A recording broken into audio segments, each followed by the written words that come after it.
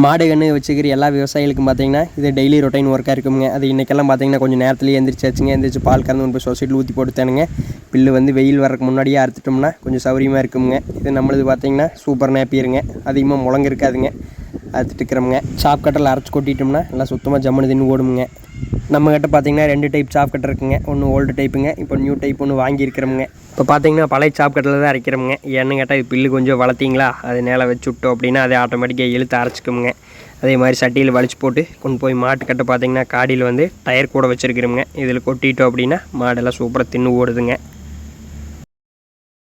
அதுக்கப்புறம் மெயினான வேலை சாணி வலிக்கிற வேலைங்க. அது சாணி வலிக்கிற இந்த வண்டிக்குள்ளே வந்து இந்த கழுசிலஞ்சர் போட்டோம்னு வைங்களேன், சாணியை கொண்டு போய் கொட்டுற போது ஜம்முன்னு வண்டியிலேருந்து குப்பைமேட்டில் சுத்தமாக விழுந்துருமுங்க.